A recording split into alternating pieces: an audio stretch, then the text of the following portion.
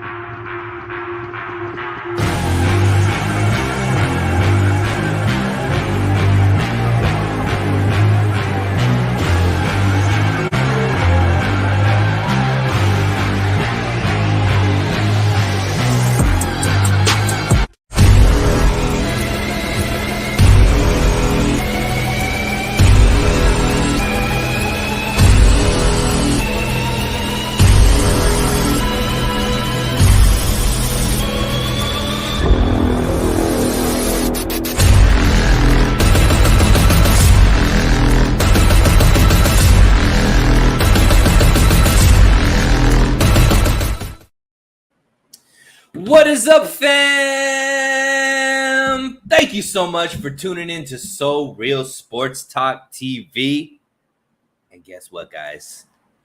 We are now less than an hour away from Trey era starting for the 49ers. And if you are not as excited as me, I don't even know what to tell you at this point.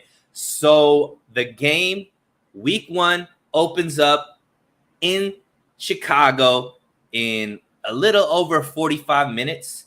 So I thought we'd jump on here real quick and just talk about what is and what isn't going on in the game. So let's start off with who's in and who's out. So the list came out, and obviously there's a list of people that are out. I wanted to go over just some of the notables that I thought were guys we expected to be in or play pivotal roles that now we have to see how they fare without. Obviously, we know Jimmy Ward isn't going to be in because he's on the PUP list. He's going to be out for at least 4 games. But George Kittle officially out. So we're definitely going to talk about that because, I do believe that's going to affect the game, especially, the way that it's set up right now. Daniel Brunskill is out. My guy Jordan Willis is out. Hurts my heart. But a very, very interesting name that's inactive is TDP. Is TDP getting the Trey Sermon, treatment? Don't know, but Jordan, TDP is out.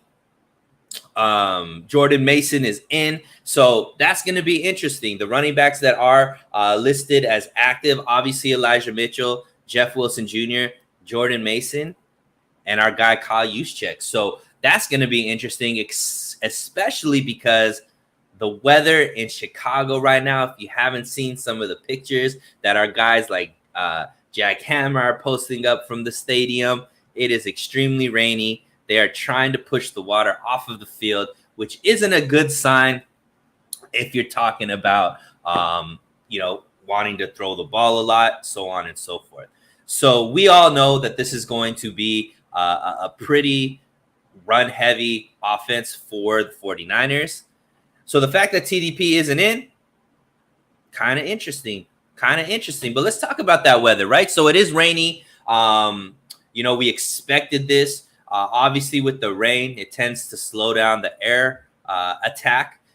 Knowing that this is Trey Lance's first game, I didn't expect it to be a heavy air attack, not only because it's Trey Lance, but also because just Kyle Shanahan in general doesn't really throw the ball a lot. He's average over his time as the head coach and offensive coordinator back to his Atlanta days. He's always been in the bottom 5 as far as pass attempts per game. And that's even when he's had guys like Matt Ryan and so on and so forth. So I don't expect a very pass-heavy game. What's interesting is since TDP is out, now do we see Jordan Mason get some run, right? Or is it just going to be Elijah Mitchell, Jeff Wilson with a little bit of Jordan Mason? But the fact that he is on the roster, it bodes well for Jordan Mason fans, which I am one of them. I do think he'll get a few touches today. And, based off of how he does, maybe he gets integrated more and more into the game plan. But when we're talking about the weather and we're talking about the running game being extremely important, George Kittle officially being out and inactive, what does that mean for the team? I know a lot of people look at that and just and are just like, the 49ers, as far as just the talent that they have compared to the Bears, there's quite a big difference. So is it make or break that George Kittle isn't there? Probably not. I still believe the 49ers could win pretty easily, even without George Kittle. However, one thing that George Kittle has that is pretty irreplaceable, especially out of the rest of the tight end room, is his blocking prowess. And especially, we still haven't heard word whether McGlinchey is going to start or not. The fact that he is active is a good sign. Everything was trending to him starting. If he is starting, that's obviously a big deal, because that solidifies that right tackle position. So we have, a really good right tackle, obviously the best left tackle in the game, which I think is going to help out, especially in the running game. But George Kittle is always that guy that you could put on the side that needs help blocking to fix whatever that is. So now that isn't there, hopefully McGlinchey is starting. We still haven't heard anything about that. If you guys do get updated, please put it in the comment section, because I think McGlinchey being there definitely helps out this team quite a bit, especially in the running game.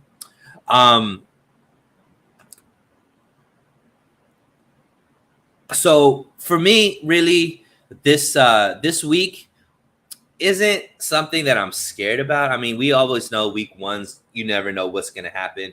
We just saw the Rams get routed on Thursday, right? Not even looking like they deserve to be anywhere near Super Bowl, but they did play a good team, and it is really early in the season. They have some new pieces that they're trying to, get acclimated and whatnot. But when you look at the 49ers roster and you look at the Chicago Bears roster, there's no comparison.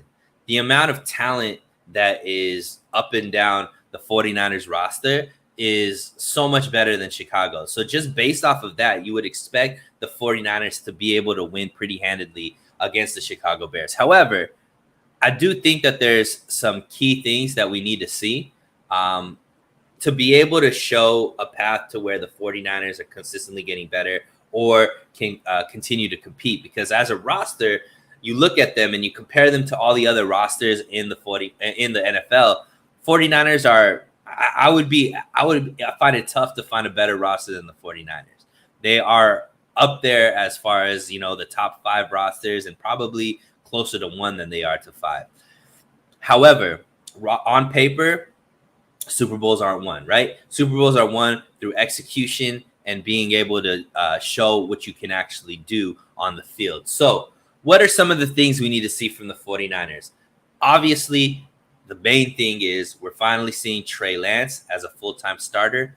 How is he going to look? Now, it is raining. It is a run-heavy first offense. So do I expect him to have Josh Allen-like numbers? Absolutely not. And I wouldn't want to see that anyways. What I want to see is Trey Lance basically controlling the line of scrimmage, Trey Lance managing the game effectively, and keeping the ball safe, right? I expect this to be a heavy rush attack, not only because that's just the offense, but also because of the weather. We do expect there to be way more runs than there's passes. Now, how does Trey Lance affect the running game? Is he going to make good decisions in when he has the option play on? Is he going to be safe not only when it comes to him and when it comes to the tackle? Is he going to slide? Is he going to get out of bounds? Is he going to protect himself and make sure that he can stay healthy? Obviously, because we do expect him to be able to run. I hope it's not too many scripted runs, more in the scrambling game where we get to see him running. But we do know against Arizona in his first start that, Kyle Shanahan scripted a lot of runs for him. So hopefully that gets tuned down now that Kyle Shanahan has a full offseason to basically run plays for him or right plays for him. But I do want to see how effectively the run game could get started, and then how effectively Trey Lance can use the play action to be able to open up the passing game. So that's one. Second thing I really want to see, obviously, we know there's a great connection between Ayuk and Trey. During the offseason, though, he didn't get as much time to work with Debo in the preseason and in some of the training camp stuff that we got to see. The connection with Debo needed some work. How much has that evolved over this offseason? How much is Debo going to be in the running game? Are they going to break out the wide back position from week one? How many runs does he actually get? How good is that connection between Trey and Debo, right? We do know that Debo is the bona fide wide receiver one. Obviously, with Kittle not there, you would assume there's going to be more opportunity for guys like Debo, guys like Ayuk, maybe a guy like Jennings to be able to get more opportunities in the passing game. I want to see who Trey Lance goes to. Is he going to pick out a favorite? Is it going to be, him and Ayuk more than him and Debo? Or is he going to, is he going to go to wherever the defense opens up for him, right? So I would hope that he could spread the ball around and see what those connections look like. The next thing I want to see on the defensive side, with it being a pretty wet, nasty game, we also know the Chicago offense, even though they may not have a lot of names up and down their roster on offense, they do have a really good running back core and with Montgomery and Herbert. And they also have a very athletic running mobile quarterback in Justin Fields. All of that has been Achilles heels for the 49ers in the past. How good is this defense going to be as far as stopping the run and containing Justin Fields when are they going to allow him to break containment, or are they going to be able to keep him within the confines of the defense, right? If that is, and how do they do that, right? Is that going to be just with the defensive line? Is that going to be using one of the linebackers as a spy? All that stuff is extremely important, right? Because we need to see that this defense, I believe this defense is still going to be something that has to carry this team until the offense could prove that it could stay consistent and move the ball, right? If you remember from last season, even with Jimmy Garoppolo, this offense struggled at the beginning of games. They really struggled to score till 4 minutes left in the half. And then obviously second half, they did a lot better. The reason why this team was able to stay competitive is because the defense, was really good at holding people to a manageable score. This is going to be the same thing. And obviously I don't expect the Chicago offense it's not going to be one of the better offenses that the 49ers play. However, they do have some strengths that have been 49er weaknesses, like we discussed. So I want to make sure, last year, Justin Fields rushed for over 100 yards on this defense. That can't happen this game. They didn't have David Montgomery last year. He was hurt. He is there. So they have a two-headed rushing attack. Can we keep them from, running all around? I want to see a lot of 3 and outs. I want to see time of possession highly favored for the 49ers. And I don't want to see this game ever being close, right? The 49ers should be able to dominate just because of all their talent. And the last thing I really want to see is how good is the special teams, right? Obviously, we have 49ers have put a lot of emphasis in this offseason into the special teams. We saw a guy like Malik Turner get brought up. Danny Gray, I didn't mention in the beginning, he's out. So Malik Turner is there. Obviously, he's going to be in this brought up mainly for special teams. So that's a good sign. I want to see how effective the special teams is. How they're able to flip the starting field position for the 49ers. 49ers were very, very bad at that. Last season, I think they were like 26th, 27th in the league at starting field position. Let's hope that they could fix that with all the additions. Jason Els, thanks for joining in. What's up, everyone? Did you talk about Mason being suited up, and how many carries does he get? yeah, we did discuss it. Obviously, Mason starting over TDP is a big deal, right? You would think that they would bring up but TDP is out. Mason is in. As far as the carries, Jason, that is an interesting question, right? I do think that Mitchell is obviously going to get the bulk of the carries. Now, does Mason get more carries than Jeff Wilson Jr.? That is the question. In the past, it seems like Shanahan tends to go with the vet more than the rookie. However, Jordan Mason is the player that the 49ers just can't get away from. He seems to be a guy that's constantly rising on the depth chart. Obviously, he's another guy that got the start over the guy that they picked in the third round. And Jason, tell me this: what does this seem very, very familiar to? Last season, there was a third round pick, Trey Sermon. But this guy, Elijah Mitchell, that was drafted in the 6th round, nobody really knows about. Everybody said he had a great training camp. All of a sudden, he gets thrown in when Raheem Mostert gets injured, and all of a sudden, he's able to break out. Once again, the 49ers have found a guy that was an undrafted, lower pick, didn't even get drafted, right? Who comes out and outshines the guy that they used, a third-round pick on. So, it's going to be interesting, Jason. I believe that I think that still Jeff Wilson Jr. will probably get more carries than Jordan Mason. However, one thing that Kyle Shanahan is known for is going with the hot hand. So whenever Jordan does get the ball, if we get to see him having more success than Jeff Wilson, I could see them continue to go with him. What I'd like to see out of Mason is how effective he is out of the backfield in the pass game, because with Anthony Lynn there, I do expect the running backs to be utilized more in the pass game because that's something that he's keen on.